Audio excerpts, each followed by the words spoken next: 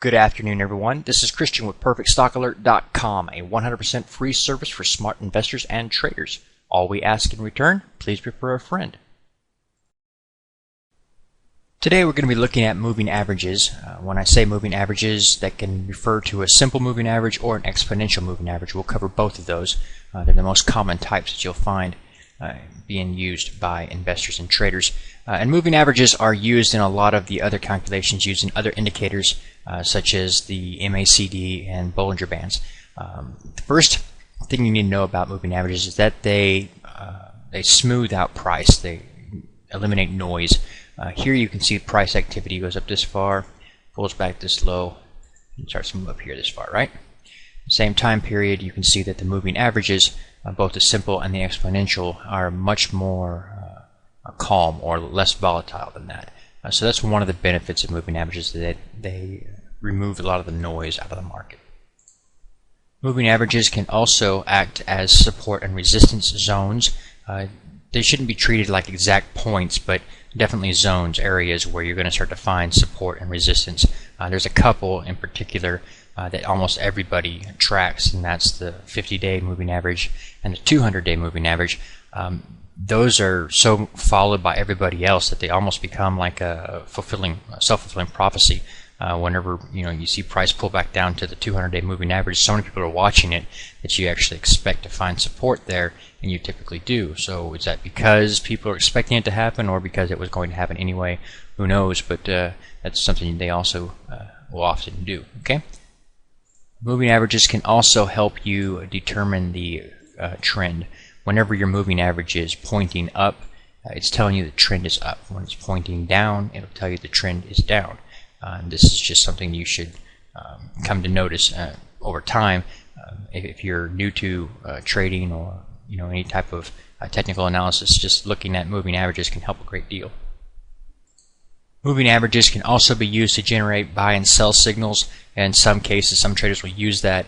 What they'll do is we'll get to that in a minute, but that they're using different time periods on their moving averages. They're not using, like in this particular case, I'm showing two separate moving averages. One is the estimated moving average, and the other is the simple moving average, and they're both set at 10 periods. That wouldn't be what they'd use for the signals. They would use one maybe a 50-day, another one a 10-day, or something like that.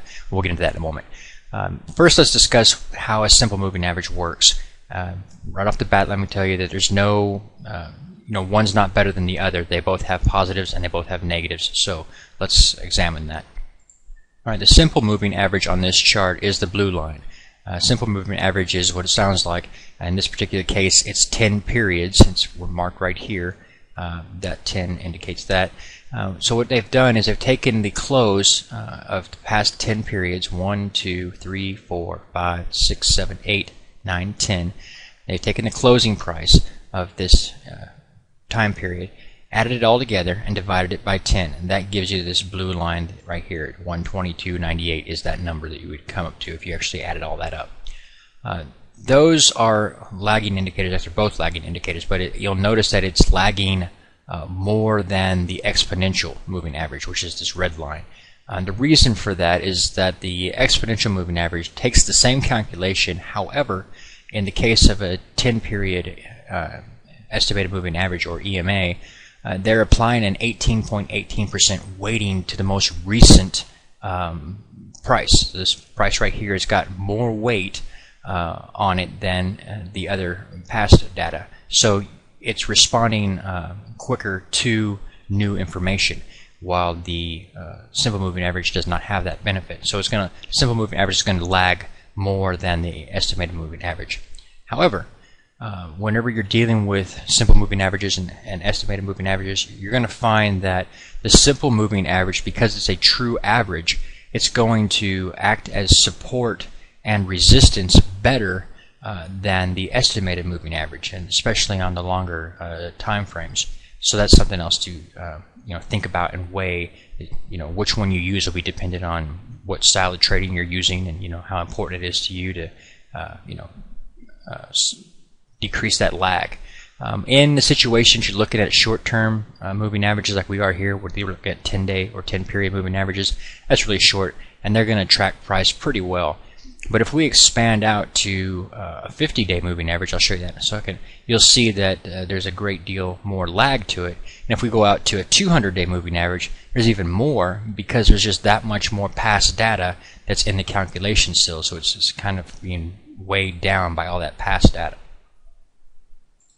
Okay, here we are looking at two simple moving averages. This is the 50-day moving average and the 10-day moving average. You should be able to tell which is which just by noticing how closely the moving average tracks price.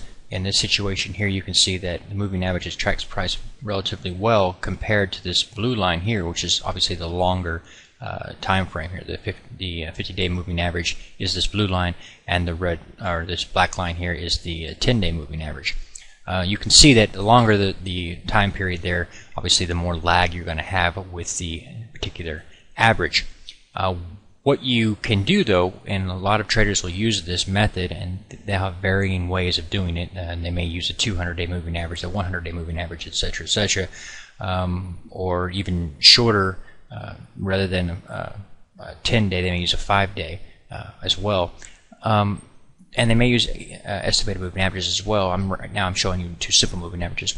What they will do is they will use them as a signal line, basically, whenever the shorter term moving average crosses below the longer term, like you have here. You've got the longer term here, and then you've got this shorter term moving average crosses below that.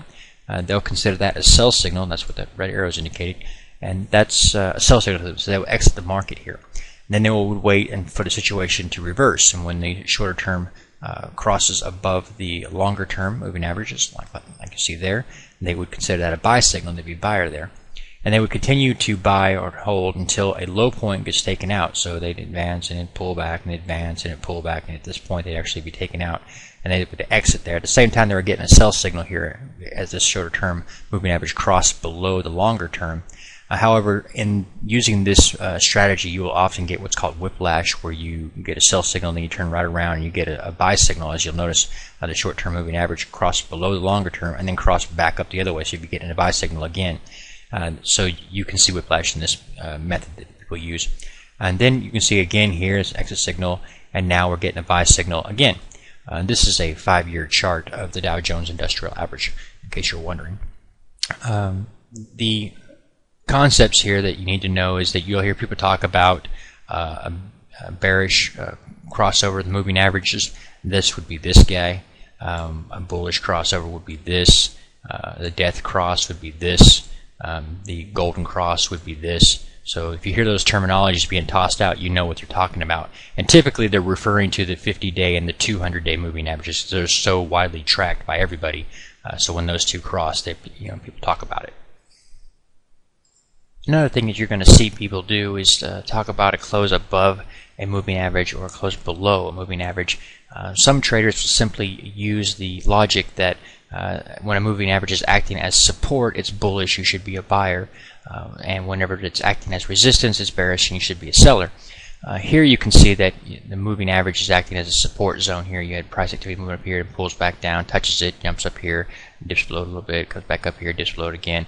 But every time she's closing above that moving average, remains in an uptrend, the trend is pointing up, the whole thing is proper. And then at some point you get a close below.